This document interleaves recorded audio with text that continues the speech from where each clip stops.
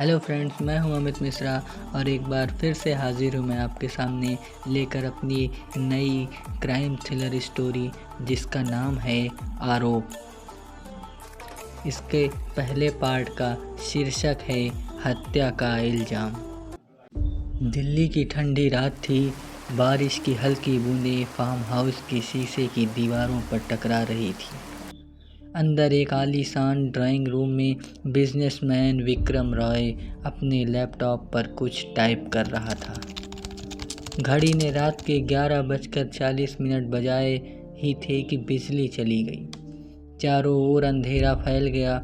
कुछ ही पलों में एक तेज आवाज़ गूंजी और अगली सुबह अखबारों की सुर्खियां थी, मशहूर उद्योगपति विक्रम रॉय की रहस्यमयी मौत। पुलिस ने मौके से एक खून से सना चाकू, टूटी हुई कांच की गिलास और एक फटी चुन्नी बरामद की। जांच में पता चला कि चुन्नी पर वही इत्र की खुशबू थी जो रिया कपूर इस्तेमाल करती थी, विक्रम की पर्सनल सेक्रेटरी। रिया को उसी शाम गिरफ्तार कर लिया गया। मीडिया ने हेडलाइन बना दी, प्रेमिका बने कातिल। रिया चिल्लाती रही, मैंने नहीं मारा सर को, मैं वहाँ थी ही नहीं। पर पुलिस के पास सबूत थे, कॉल रिकॉर्ड, ईमेल और गवाह। इसी के साथ कोर्ट रूम का पहला दिन शुरू होता है। जज नरेश माथुर की अदालत में केस शुरू होता है। सरकारी वकील अदिति मेहरा कहती हैं, महोदय, विक्रम राय की मौत कोई हादसा नहीं, यह एक साजिश थी जो उनकी सबसे करीबी व्यक्ति रिया कपूर ने रची। रिया की तरफ से बचाव में खड़े हैं अर्जुन खन्ना, एक होनहार मगर बेबाक वकील। वो धीरे से बोलते हैं, महोदय, अदालत में जो दिखता है हमेशा वही सच नहीं होता। अदिति सबूतों की लिस्ट रखती है, रिया और विक्रम के बीच के झगड़े का ईमेल, ऑफिस के कैमरों में दोनों की बहस और वही फटी हुई चुन्नी।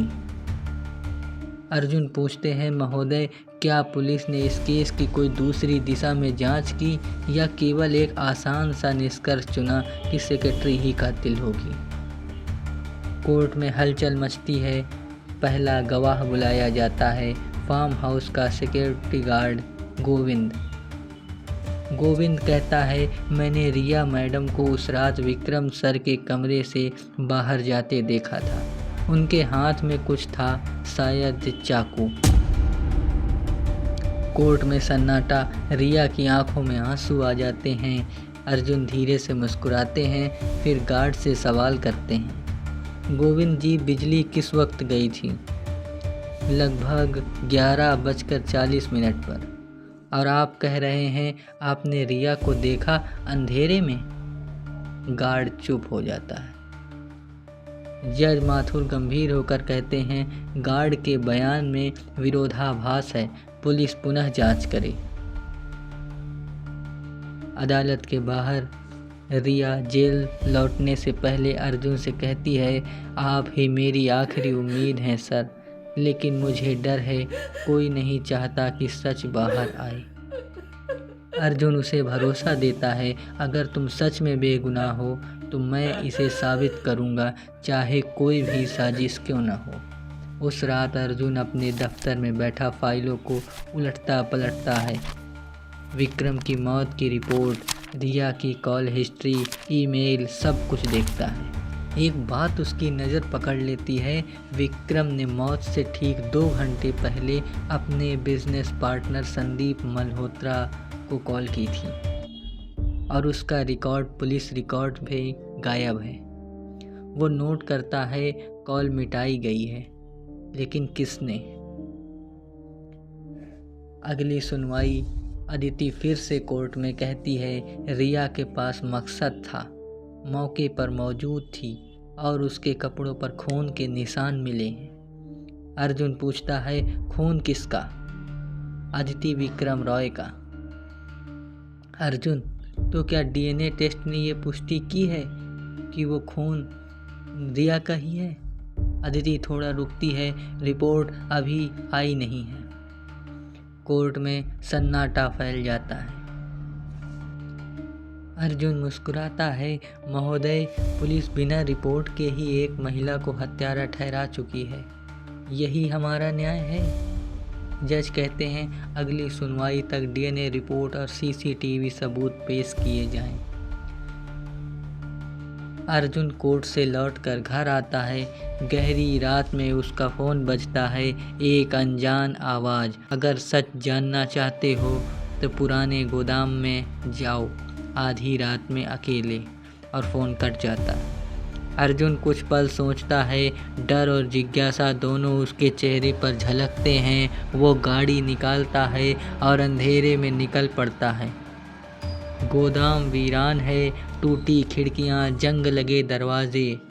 वो अंदर घुसता है। टार्च की रोशनी झिलमिलाती है। अचानक उसे फर्श पर एक पुराना सीसीटीवी डीवीआर दिखता है जिस पर धूल जमी है। वो उठाता है और उसे बैग में रखता है। तभी पीछे से आवाज़ आती है, तुम्हें यहाँ नहीं आना चाहिए था अर्जुन। वो मुड़ता है पर कोई नहीं। गोलियों की 3 आवाज़ें गूंजती हैं। अर्जुन झुककर बचता है, लेकिन उसके कंधे को छूती हुई गोली निकल जाती है। वो बड़ी मुश्किल से गाड़ी तक पहुंचता है। पीछे गोदाम की दीवार पर कोई लिख गया था, सच के बहुत करीब मत जाना। अगली सुबह अर्जुन अपने ऑफिस में बैठा खून से सना डीवीआर खोलता है। स्क्रीन पर एक धुंधला वीडियो चलता है। विक्रम और कोई आदमी झगड़ रहे थे। वो आदमी अचानक बंदूक निकालता है और जैसे ही कैमरा विक्रम के चेहरे से हटता है, गोली चलती है। वीडियो फ्रीज होता है और चेहरा धीरे धीरे साफ दिखने लगता है।